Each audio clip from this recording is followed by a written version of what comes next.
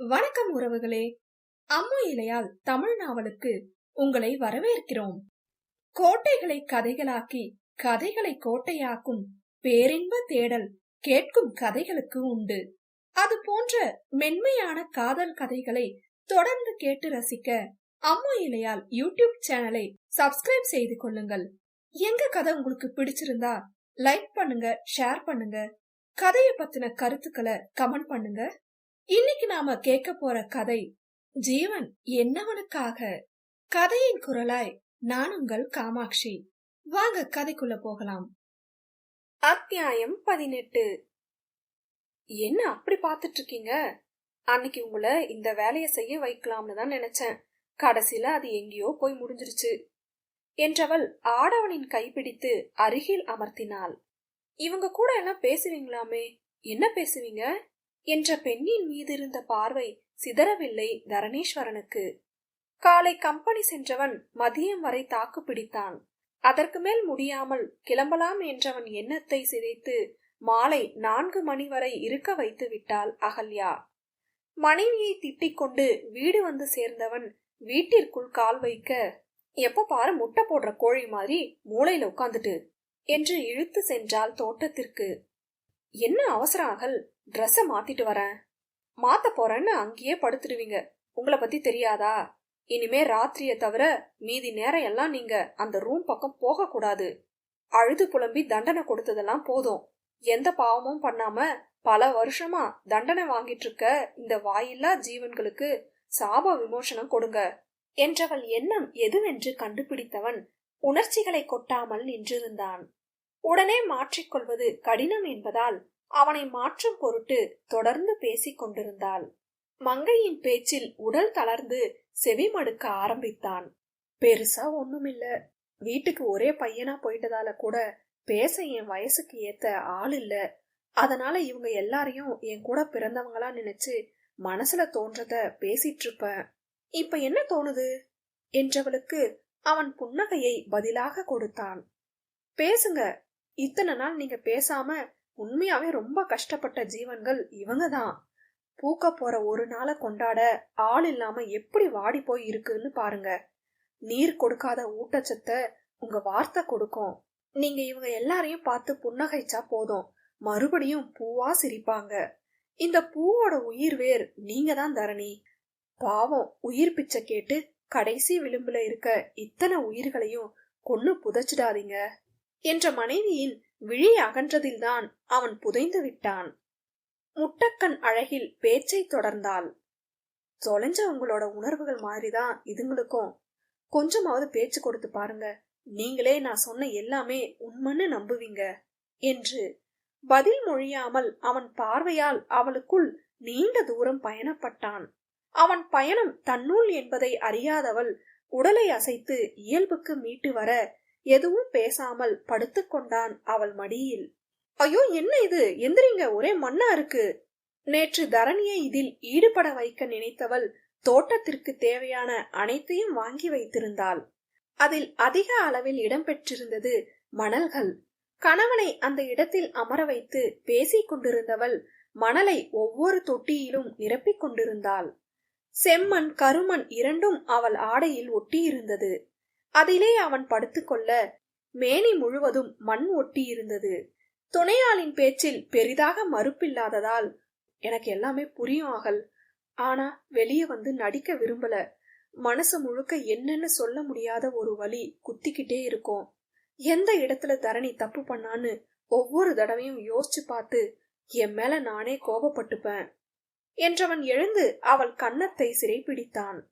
அகல்யா விழிகளை அசைக்காமல் பார்த்து கொண்டிருக்க, என் வாழ்க்கையில நீ வந்த இந்த கொஞ்ச நாள்ல ரொம்ப ஆசை வருது அகல், சந்தோஷமா இருக்கணும்னு. இந்த ரோஜா பூ மாதிரிதான் நானும். யாராவது பாத்துக்க மாட்டாங்களான்னு ஏங்கி பார்த்து மடிய ஆரம்பிச்சிட்டேன். உன்னோட மடி கிடைக்கும்னு முன்னாடியே தெரிஞ்சிருந்தா தப்பான ஒரு முடிவை எடுத்திருக்க மாட்டேன் என்றவன் அவளை இன்னும் நெருங்கி அமர்ந்து, நீ எதுக்காக என் வாழ்க்கையில இவ்ளோ தாமதமா வந்த? நீ பண்ண தப்பாலதான் நான் ஒரு தப்பு பண்ண வேண்டியதா போச்சு. நேத்து உன்னை கிஸ் பண்ணும்போது எனக்குள்ள பல தடுமாற்றம். ஆனா ஒரு நொடி கூட இத நம்ம இன்னொருத்தி கூட பண்ணியிருக்கோம்னு நினைக்க தோணல அகல். இந்த வார்த்தைக்கு நீ என்னை எவ்வளோ அசிங்கப்படுத்தினாலும் சரி, இதுதான் உண்மை. இப்பவும் சொல்றேன், உன்கிட்ட இருந்து அன்பை தவிர வேற எதுவும் எனக்கு வேணாம். என்ன பாத்துக்கிறியா வாழ்க்கை முழுக்க?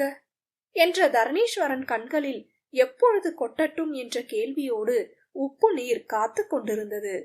இவ்வளவு நேரம் ஆடவன் கொடுத்த பேச்சுக்கள் ஒவ்வொன்றும் இதயத்துக்குள் சென்று அப்படியே உணர்வில் கலந்தது. கண்ணில் உணர்ச்சி அளவில்லாமல் வழிந்தோடியது.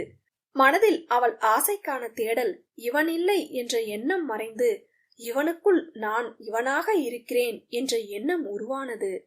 தரணீஸ்வரன் கண்களில் இருக்கும் நீர் உத்தரவு கிடைக்காததால் அதுவே உருண்டு கன்னத்தை தொட சட்டென்று மாறிய வானிலை மேகமும் நீரை கொட்ட ஆரம்பித்தது.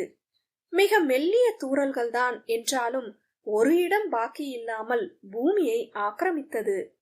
புவியில் இருக்கும் மண் தன் மேல் விழும் நீரில் ஒரு நொடி விரிந்து சுருங்க இருவர் மட்டும் உணராமல் பார்வையால் ஆட்கொண்டிருந்தனர். மாலை வெயிலோடு மழையும் சாரல்களை தூவி கொண்டிருக்க லேசான கருமேகங்கள் அவர்கள் இருக்கும் இடத்தை சூழ ஆரம்பித்தது. அதில் பயந்த மழை துளிகள் வேகமாக பொழிய பந்தத்தில் இணைந்த கணவன் மனைவி மெல்ல உணர ஆரம்பித்தார்கள். இருப்பினும் கையை எடுக்க அவன் நினைக்கவில்லை. எடுக்க சொல்லவும் அகல்யாவின் வாய் வரவில்லை. மனைவியின் முகத்தில் தன் உத்தரவு இல்லாமல் மழை நீர் ஆக்கிரமித்ததை ஏற்றுக்கொள்ள முடியாதவன் அதை தடுக்கும் நோக்கத்தோடு நெருங்கினான். அதே எண்ணம் லேசாக அவளுக்குள் உருவாக நெற்றியில் நீண்டிருக்கும் அவனின் முடியில் பட்ட ஒரு மழை துளி மூக்கு நுனியில் வந்து விழுந்த அழகை ரசித்தாள். இருவரும் நனைவதை பார்த்த ஜீபூம்பா வேகமாக வீட்டிற்குள் ஓடியது. 5 அறிவு ஜீவன் 6 அறிவு உயிர்களை காக்க கையில் கிடைத்த துணியை எடுத்து வந்தது. தான் மழையில் நனைகிறோம் என்ற எண்ணம் சிறிதும் இல்லாமல் இருவருக்கும் போர்த்திவிட்டது. தொப்பலாக நனைந்த ஜீபூம்பா ஓரமாக ஒதுங்கிக் கொள்ள ஒரு சொரணையும் இல்லாமல் இருவரும் அமர்ந்திருந்தார்கள். ஆரஞ்சு வண்ண சால்வை இருவரையும் ஒளிய வைத்திருக்க அதையும் தாண்டி சாமர்த்தியமாக தங்களிடம் வந்த மழை துளியை உதாசீனம் செய்தார்கள் கண்டு கொள்ளாமல். இருவரின் நெருக்கம் இப்போது குறைந்திருந்தது. மனைவியின் முகத்தோடு தன் முகத்தை கணவன் வைக்க இருவருக்கும் நடுவில் மழை துளிகள். நான் குப்பதான் அகல். என்ன பல பேர் அப்படி பார்த்திருக்காங்க. அதுக்கெல்லாம் என் மனசு பெருசா கவலைப்பட்டது இல்ல.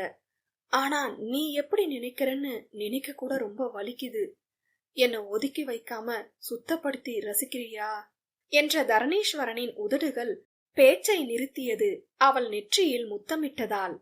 மனைவியின் விழியில் அருவருப்பு இல்லை என்பதை உணர்ந்தவன் மீண்டும் அங்கு முத்தமிட, ஒவ்வொரு தடவையும் நான் கஷ்டப்படும் போது ஓடி வந்து என்ன அணைக்கிற மாதிரி பதிலுக்கு நானும் உன்னை உரிமையா கட்டிப்பிடிக்கணும்னு தோணுது என்று தாடையில் முத்தம் பதித்தான். தங்கள் மேல் இருந்த போர்வையை விலக்கியவன் முட்டி போட்டான் அமர்ந்த நிலையில். மனைவியின் முகத்தருகே தன் முகத்தை வைத்து அதை வருடி கொண்டு, 4 வருஷமா என்னால முடியாத ஒண்ண எப்படிடி வந்ததும் மாத்திட்ட? என்ன பார்த்தா பயமா இல்லையா உனக்கு? உன் தகுதிக்கு நான் தகுதியானவன் இல்லடி. நீ சொன்ன மாதிரி இன்னொருத்தி தூக்கி போட்ட குப்பை நான் தொட்டா உனக்கு என்றவன் பேச்சு நின்றது. பெரும் நடுக்கம் உருவானது அவனுக்குள். மதுவை கேட்டு அல்ல, மாதுவின் இதழ் தேனை கேட்டு. தனக்கு அவள் வேண்டும் என்பதை நேரடியாக கேட்காமல் அவன் சுத்தி வளைக்க என்ன மனநிலையில் இருந்தாலோ அவளே தன்னை சேர்த்து கொண்டாள் அவனோடு. இருவரின் இதழ்களுக்கு நடுவில் சிக்கி சிதைந்து போனது மழை நீர். உவர்ப்பு இல்லாத மேகத்தாயின் அமுதை தங்களை மறந்து குடித்தார்கள். மழை நீர் திறந்திருக்கும் விழியில் விழுந்து தடுக்க பார்ப்பதாக உணர்ந்தவர்கள் விழியை மூடிக்கொண்டார்கள். பார்க்க வழி இல்லாததால் வெட்கம் அங்கு நிற்காமல் ஓடிவிட மனைவியின் இதழை மொத்தமாக தனக்குள் நுழைத்து கொண்டான். இடைவெளி இல்லாத முத்த இடி இருவரையும் தாக்கிக் கொண்டிருக்க நனைந்து நடுங்க ஆரம்பித்தார்கள். தரையில் இருந்த மண் கலங்கி சேற்றை போல் மாறிக்கொண்டிருக்க பலமிழந்த அகல்யா அதில் கை வைத்து சிக்கிக் கொண்டாள். வழுக்கும் கைகளுக்கு வலு சேர்க்க கணவனின் தோள்களை பற்றி கொண்டாள். தன் முதல் பரிசு மனைவிக்கு இன்னும் வேண்டும் என்று நினைத்தவன் இடைவிடாமல் வேகத்தை அதிகரிக்க இளம் பெண்ணை காக்கும் பொருட்டு வேகமாக இடி இடித்தது. பயத்தில் அவனை விட்டு உதட்டை பிரித்தாள் அகல்யா. முட்டி போட்டுக் கொண்டிருந்தவன் அவள் அருகில் அமர்ந்தான். அவள் என்ன நினைக்கிறாள் என்பதை அறிந்து கொள்ள முகத்தை ஆராய்ச்சி செய்தான். எவ்வளவு நேரம் பார்த்தும் ஒன்றையும் கண்டுபிடிக்க முடியவில்லை அவனால். அதிகமாக சென்று விட்டதாய் உணர்ந்தவன் எழுந்து நிற்க கைப்பிடித்து அமர வைத்தவள் ஜீபூம்பா கொண்டு வந்த துணியால் அவன் முகத்தை மூடினாள். மனைவியின் செயல் எதற்கென்று புரியவில்லை என்றாலும் தன்னை அருகில் அமர வைத்தது பெரும் குளிர்வாக இருந்தது. அதை இன்னும் குளிரூட்ட முகத்திற்கு மேலிருக்கும் துணியை இறுக்கி பிடித்த அகல்யா நெற்றியில் முத்தமிட்டாள். 1000 உணர்வுகள் நொடியில் பட்டாசாய் வெடிக்க மொத்தமும் நீரில் நனைந்து போனது உதட்டிற்கு கொடுத்ததால்.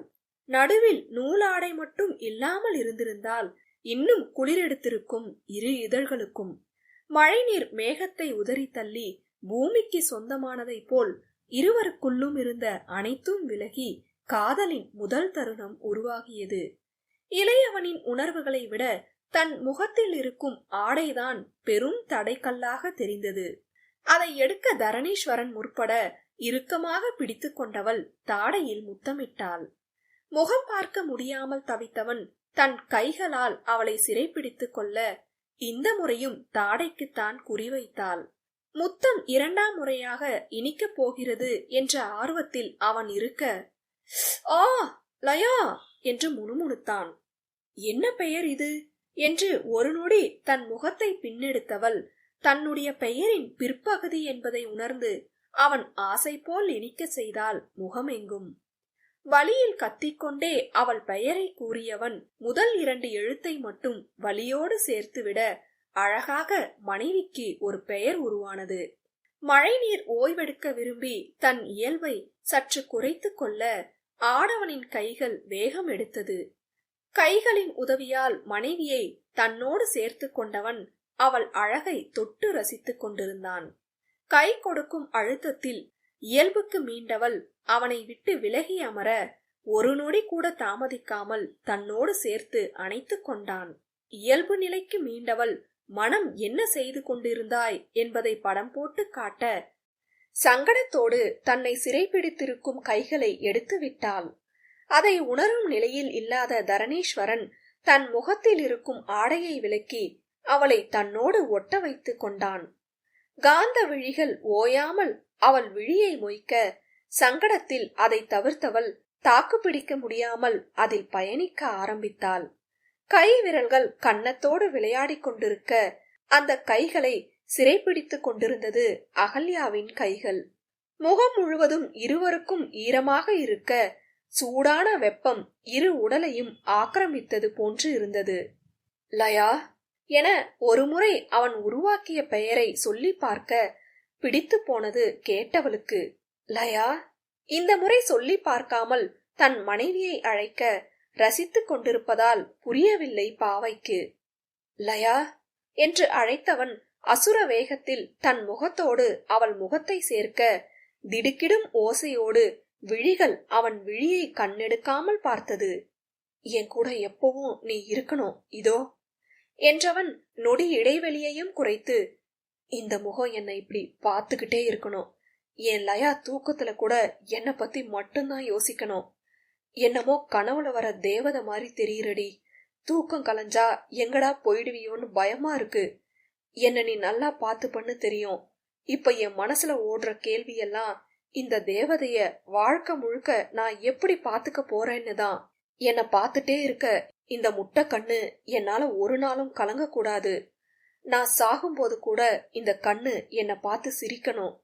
காத்தா கரையும் போது கூட இந்த கண்ணை பார்த்துட்டு கரையணும்.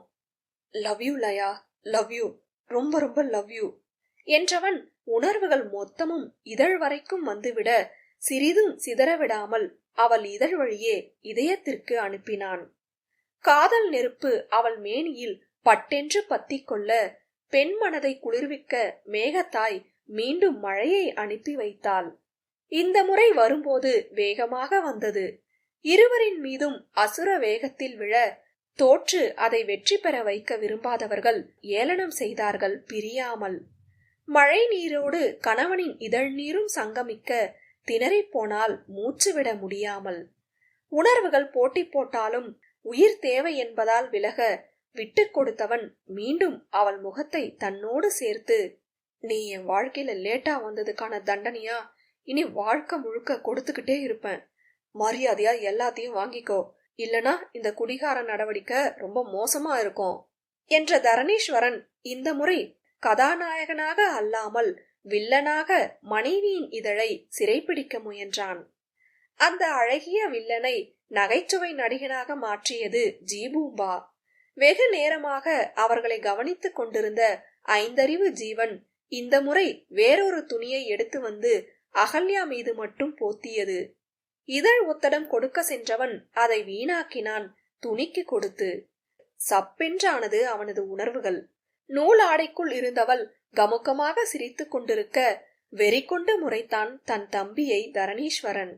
அதுவோ அவனை மிகவும் கடுமையாக குறைக்க ஆரம்பித்தது. பக்கத்தில் உட்கார்ந்திருக்கும் அகல்யாவை அவன் மீண்டும் மீண்டும் தன்புறம் இழுப்பதை பார்த்து என்ன நினைத்ததோ, சிறைப்பட்டு மனதால் மருகி கொண்டிருந்த தன்னை அன்பு கொட்டியவனிடம் சேர்த்ததால் காப்பாற்ற வந்தது. அஹஹா, வயிறு வலிக்க சிரித்துக் கொண்டிருந்தாள் அகல்யா. தம்பியின் செயலில் கூட அவன் இவ்வளவு கோபம் கொள்ளவில்லை.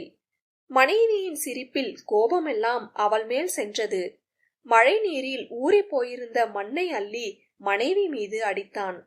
ஜீபூம்பா நினைத்தது சரி என்பது போல் தரணீஸ்வரன் நடந்து கொள்ள குறைத்து மணல் இருக்கும் இடத்திற்கு நகர்ந்தது. காலால் விசிறி அடித்தது மண்ணை அவன் மீது. அகல்யாவின் சிரிப்பிற்கு அளவே இல்லாமல் போனது. எப்பொழுதும் கோபம் வந்துவிட்டால் ஜீபூம்பா முறைக்கும் அந்த உர் ஓசை இப்போது அவனிடமிருந்து வந்தது. ஜீபூம்பாவிற்கு பழக்கப்பட்ட ஓசை என்பதால் அவன் கோபமாக இருக்கிறான் என்பதை கண்டு கொண்டது. என்ன இருந்தாலும் அதிக அளவு அன்பு கொண்ட உள்ளம் அவன் அல்லவா? உடனே ஓடி சென்று கட்டி கொண்டு ஓசை கொடுத்தது. தலையை தடவி கொடுத்த தரணீஸ்வரன் தன் மடி மீது படுக்க வைத்து கொண்டான். அவன் மடியையும் தாண்டிய பெரிய உருவம் என்பதால் பாதி அகல்யாவின் இடத்திற்கும் வந்தது. அண்ணனின் கோபம் குறைந்துவிட்டது என்ற நம்பிக்கையில் அப்பாவி ஜீபூம்பா நிம்மதியாக ஓய்வெடுக்க சகுனி வேலை செய்து தடுத்த அந்த துணியை ஐந்தறிவு ஜீவன் மீது போட்ட தரணீஸ்வரன் வேகமாக கடித்தான். வலியில் துடித்த ஜீபூம்பா கதறி எழுந்து கத்தியது. விடுவதாக இல்லை தரணீஸ்வரன். வலி பொறுக்க முடியாமல் செல்ல பிராணி அவனை தாக்க ஆரம்பித்தது. பற்களை தூக்கி கொண்டு கடுமையாக முறைக்க அதை போல் முறைத்தான் தரணீஸ்வரனும். இருவரையும் கண்டு புன்னகைத்தவள் எதற்கு வம்பென்று அமர்ந்த நிலையில் நகர செல்ல பிராணியும் செல்லம் கொடுத்தவனும் அடித்து கொள்ள ஆரம்பித்தார்கள். சகதியில் விழுந்தவர்கள் ஒருவரை மாற்றி ஒருவர் தாக்கிக் கொள்ள பயந்த மழை ஓடியது மேகத்திடம். தரணி தோல்வி கண்டான் தன் அன்பு தம்பியிடம். அவன் கீழே படுத்திருக்க அவன் மீது ஏறி நின்று சிங்கம் போல் உருமியது ஜீபூம்பா. தோற்ற கடுப்பில் அவன் உரும தன்னை மீண்டும் சீண்டி பார்க்கும் அன்பானவன் சத்தத்தில் அதுவும் உருமியது. போதும், 2 பேரும் கட்டி புரண்டு உருண்டது. எவ்வளவு அழகான இடத்த இப்படி அசிங்கம் பண்ணி வச்சிட்டீங்க. எழுந்திருங்க 2 பேரும். விளையாட்டை நிறுத்தினாள் அகல்யா. சமத்து பிள்ளை ஜீபூம்பா தன் அண்ணனை பார்க்க, அவ கிடக்குறா, நீ வாடா தங்கம் என்றவன் தரையில் இன்னும் நன்றாக படுத்துக்கொண்டு ஜீபூம்பாவை தன்மேல் படுக்க வைத்துக் கொண்டான். சேற்றில் விளையாடி கொண்டிருக்கும் காட்டு பன்னிகள் போல் இருந்தார்கள் இருவரும். தரணியாவது பரவாயில்லை, மனிதன் என்பதால் ஓரளவிற்கு பார்க்க சகித்தான். ஜீபூம்பா நிலைமைதான் மிகவும் மோசமாக இருந்தது. கண்ணை தவிர வேறு எதுவும் தெரியவில்லை அவன் உருவத்தில். குளிக்க வைக்க ஒரு டேங்க் தண்ணீர் தேவைப்படும் போல. மனதில் நினைத்ததை வெளிப்படையாக சொல்லிவிட இருவரும் அவளை முறைத்தனர். இருக்கும் நிலைக்கு அது சிரிப்பை கொடுக்க, ஜீபூம்பா, இவ இனிமே சிரிக்க கூடாது, கமான் என்று துணைக்கு அழைத்தவன் சேற்றை அடித்து மனைவியை தங்களை போல் மாற்றிவிட்டான். ஒரு வழியாக தப்பித்து எழுந்து நின்றவள் ஓட பார்க்க தடுத்து தன்னோடு அமர வைத்தான் தரணி. போதும் விடுங்க. வேணாலயா, இந்த இடம் ரொம்ப வசதியா இருக்கு என்று கண்ணடித்தான். ரசித்தாலும் முறைத்து கொண்டு, அடி வாங்குவீங்க, மழையில ரொம்ப நேரம் நனைஞ்சிட்டோம், இதுல இப்படியே படுத்திருந்தா அவ்வளோதான் என்றாள்.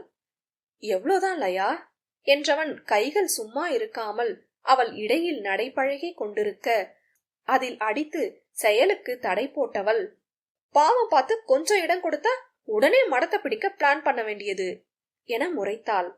இது பார்க்க மடம் மாதிரி தெரியலையா, நல்லா புசு புசுன்னு இருக்கு என்ற கையோடு அவள் இடையில் அழுத்தமும் கொடுக்க பேச்சை கொடுக்காமல் தடுக்கும் வேலையை மட்டும் செய்து கொண்டிருந்தாள். இருவரின் பார்வையும் மீண்டும் காதல் தருணத்தை கேட்க சுதாரித்து கொண்ட அகல்யா கைகளை தடுத்து எழ முயன்றாள். எழுந்து நிற்போம் என்ற எண்ணத்தை தவிடு பொடியாக்கினான் தன் மேல் சாய்த்து கொண்டு. லேசாக ஜீபூம்பா மீதும் அவள் விழ நொந்து கொண்டே அண்ணனின் பக்கத்தில் அமர்ந்து கொண்டது. வாயில்லா ஜீவன் தங்களைத்தான் மிகவும் நெருக்கமாக பார்த்து கொண்டிருக்கிறது என்பதை கூட உணராமல், லவ் யூ லயா, உன் சம்மதம் இல்லாம அத்துமீற மாட்டேன், பக்கத்திலேயே இருக்கணும்னு தோணுது, கசகசன்னு தான் இருக்கு உடம்பு முழுக்க, ஆனாலும் நீ இப்படி மேல படுத்துட்டு இருக்கும் போது லேசா குளுகுளுன்னு இருக்கு, எல்லாமே ஒரு மாதிரி புதுசா இருக்குல்லயா, என்ன முழுசா அனுபவிக்க விடு என்ற கணவனின் உணர்வுகளை பேச்சு மொழியாக கேட்காமல் இதய மொழியாக கேட்க ஆரம்பித்தால் அவன் நெஞ்சில் சாய்ந்து கொண்டு. அடுத்த அத்தியாயத்தில் ஜீவனை காணலாம்.